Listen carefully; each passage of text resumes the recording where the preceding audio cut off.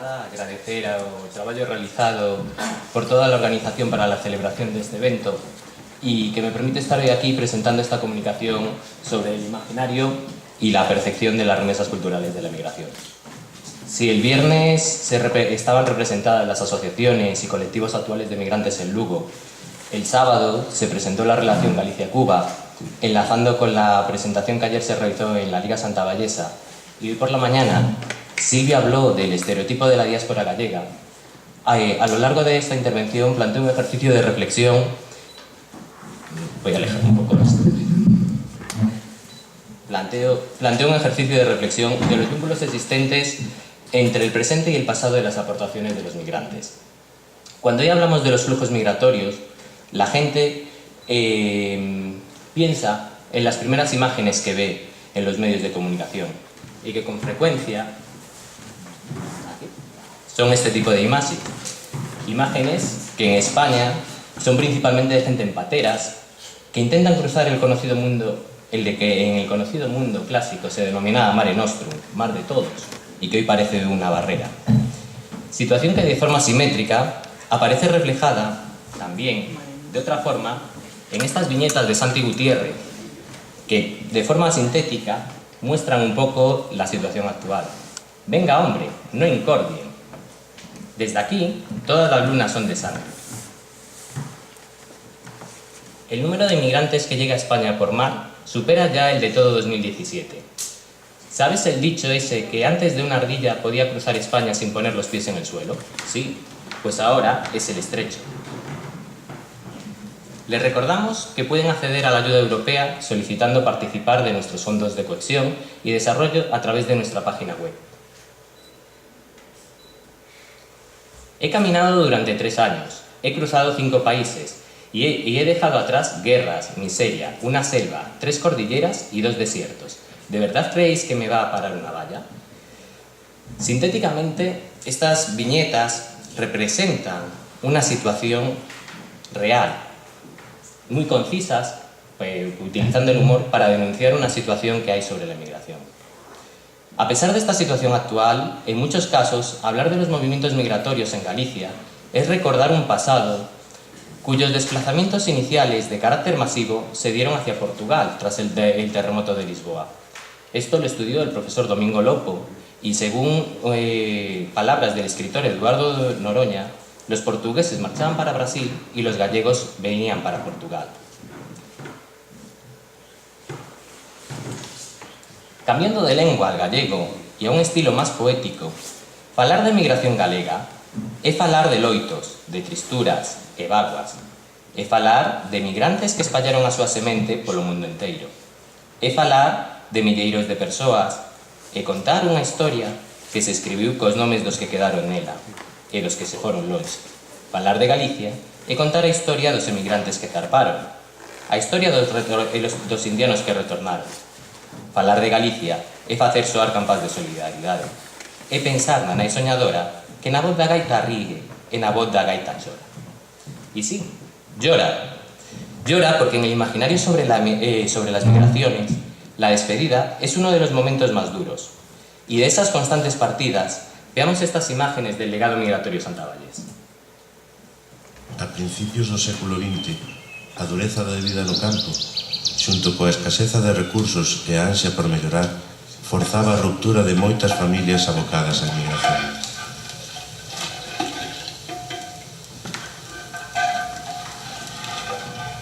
Bueno, pues estou pensando que me vou marchar, que... Numerosos homes, ansiando o triunfo e a fortuna, deixaban aos seus seres máis queridos para enfiar un afanoso camiño cara a un país desconhecido.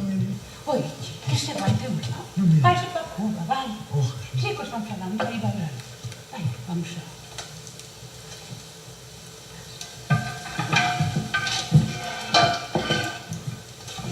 Bueno, pues un pouco buscar a vida por aló, xa que estaba contando aquí o meu pai, e vou vos deixar.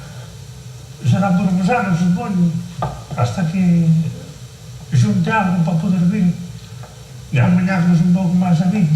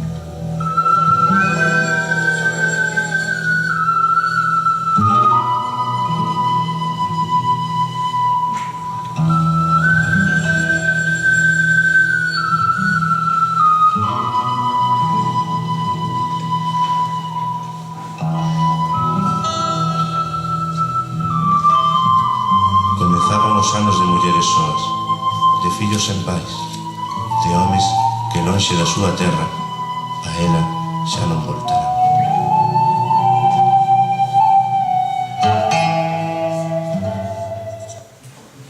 Ben, despedidas que a comenzos del siglo pasado se les daba a los que se marcharon rumbo a América a través de los puertos de Coruña, de Vigo, de Porto. Pero que a mediados del siglo XX seguían dándose a los que partían cara a Europa con destino a las estaciones de ferrocarril, como muestran unas secuencias de la película de Yasemin Sanderly, estrenada en 2012 con el título Bienvenidos a Alemania. Queridos ciudadanos del mundo, les habla la República Federal de Alemania.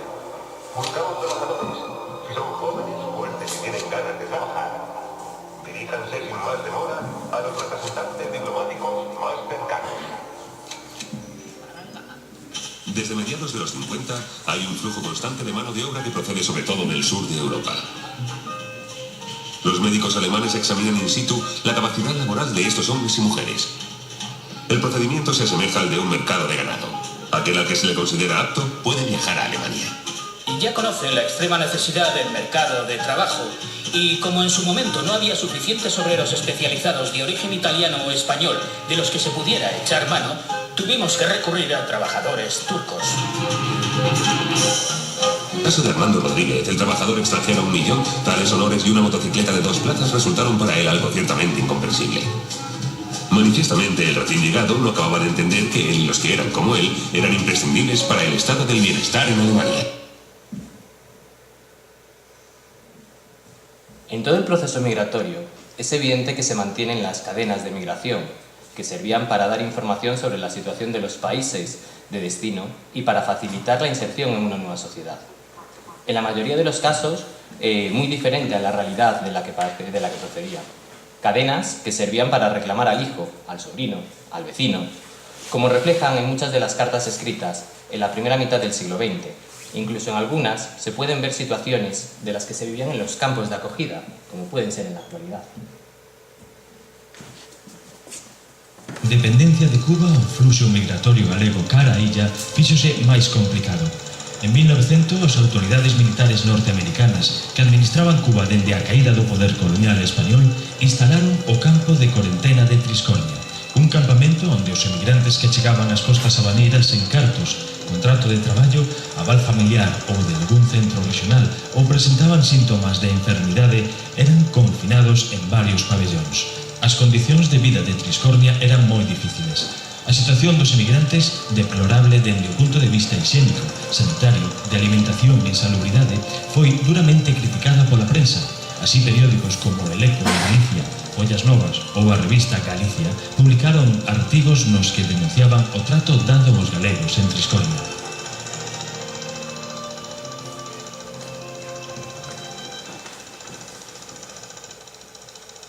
Estiven 2 días no campamento de Triscornias ata que o tío Manuel veo a reclamarme. Ali os gardas nin sequera nos deixaban ir ao excusado vestidos, se que tiñamos que ir nus e descalzos. Bañábámonos todos os días con auga do mar. Os primeiros días non comín nada. Estou moi mal a gusto por non traer roupa bastante, que polo que di o tío, aquí un traxe por menos de 50 duros non se compra. Se é que ven algún dos nosos veciños para aquí, procurar mandarme un. Cando os galegos chegaban a América, atopábanse nunha situación de clara inferioridade no mercado laboral pola súa escasa cualificación académica e profesional, e víanse obrigados a aceptar os traballos máis ingratos, penosos e peor pagados. Junto con las cadenas, otro de los fenómenos que surgen vinculados a la migración de principios del siglo pasado es el de las figuras de los gansos, personas que trabajaban para las navieras para hacer rentables los viajes cara a América. Aparte, trabajaban también muchas veces para los gobiernos incitando a la emigración. Sin olvidarnos también de otro de los fenómenos, que es el imaginario del colectivo en lo referente a la migración hacia el indiano, la persona que se marchó sin nada y tuvo gran éxito. Esas personas caracterizadas con sombrero de paja, traje blanco, reloj y con un coche, y que de ahí viene la expresión "ay, deme el coche más grande que haya". En ese sentido, esa imagen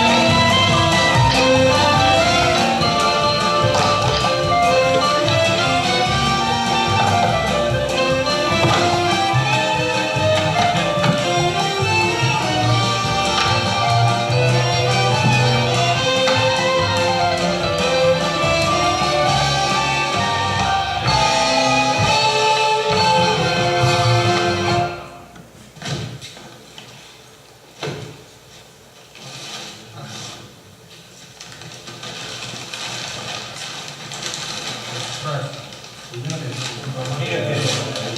gran novedad. Quinto trabajo.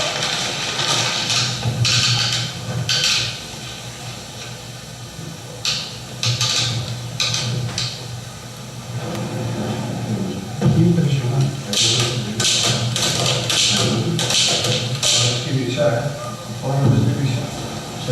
Famoso club. El club Valleros sin papel.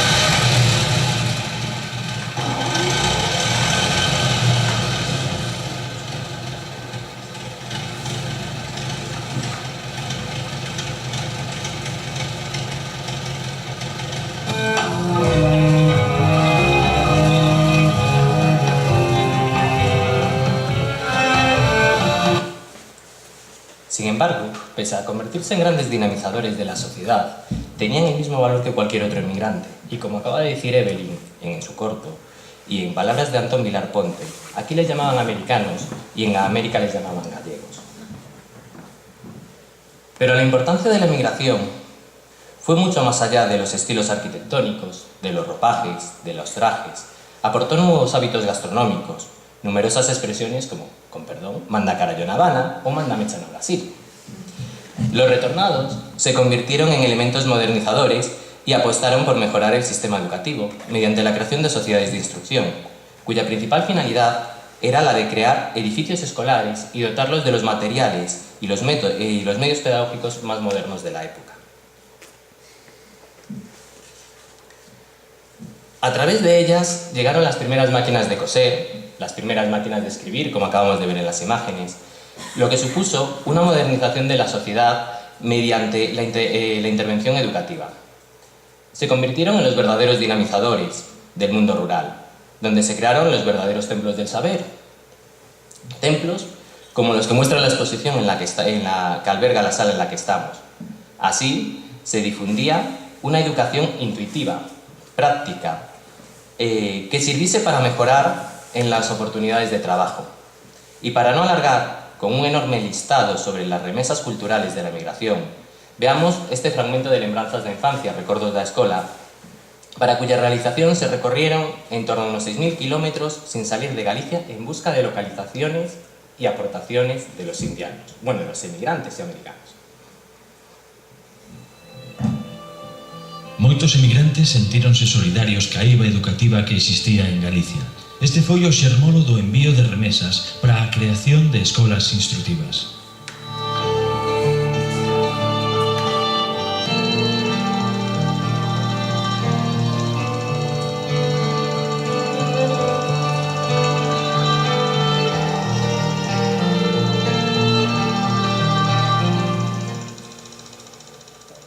Definitivo da estancia en América de milleiros de galegos provocou, en numerosos casos, un profundo sentimento de compromiso ca súa terra de orixe, non só no plano familiar, tamén ca veciñanza. Estas accións das sociedades de instrucción funcionaron como resorte fundamental para a expansión da rede educativa pola Galicia rural e como axente modernizador das aldeas e parroquias destinatarias.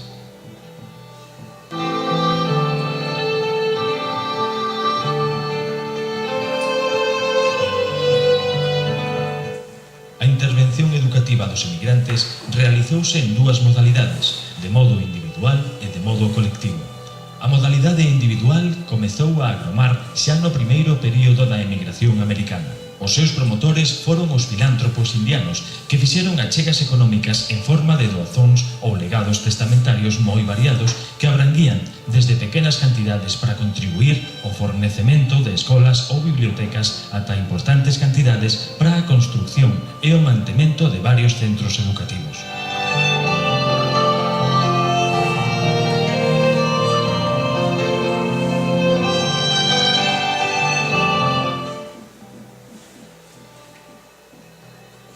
emigrantes confiaban en transformar a realidade educativa galega e crearon escolas construindo edificios de nova feitura, arrendando locais ou rehabilitando os xa existentes.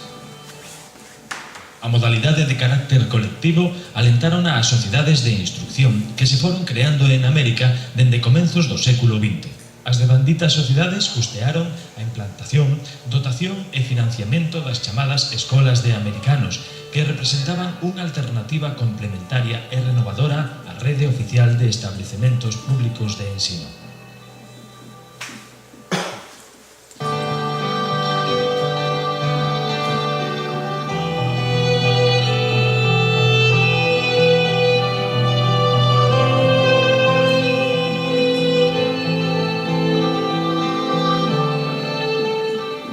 O deseño destes edificios seguíronse criterios de funcionalidade e higiene, procurando a calidade dos materiais e tratando de responder dunha maneira máis acaída ás necesidades pedagóxicas da actividade escolar.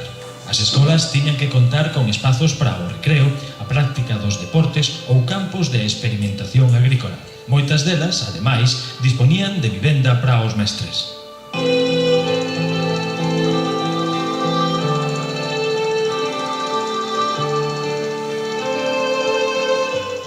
Na súa maioría, as escolas de americanos eran laicas, gratuitas, con programas de estudos modernos e mesmo ás veces con certa orientación técnica.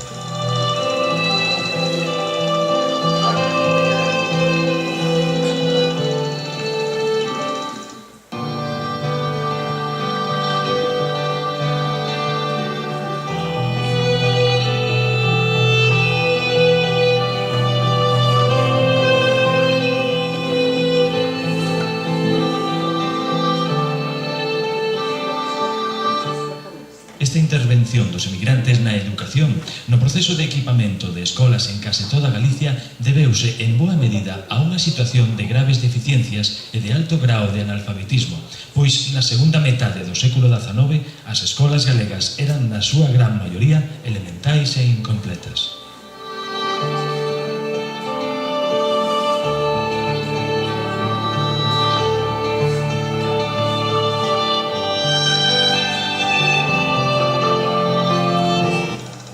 Houbo unha preocupación clara por parte dos nosos emigrantes por equipar estes centros de mobiliario e material educativo adecuado, instrumental científico, bibliotecas, obradoiros, museos, o que veñen sendo recursos pedagóxicos pouco comuns nos espazos escolares do seu tempo. Con certa frecuencia, mesmo este material era enviado dende América. As escolas de emigración encerran milleiros de historias persoais. As das nenas e nenos que sentaron nos seus bancos para aprender as primeiras letras, ou as das persoas que, lonxe do seu país, xuntaban cartos e vontades para impulsaren o coñecemento nos seus lugares de orixe. Igualmente as das mestras e mestres que se esforzaban en ensinar. Todos eles foron deixando as súas pegadas.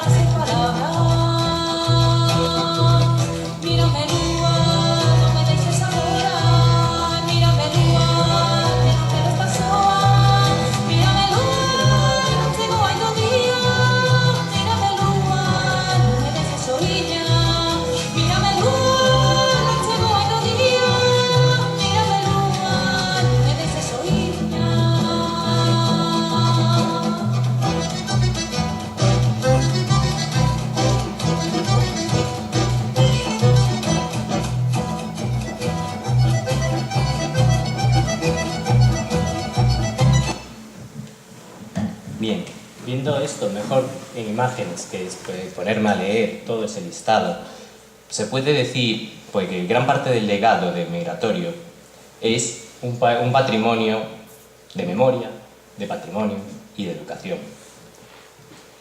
Por lo que, en conclusión, un siglo después, debemos seguir apostando por una educación inclusiva, que no se creen muros y que no separen ni aíslen, sino puentes que nos unan.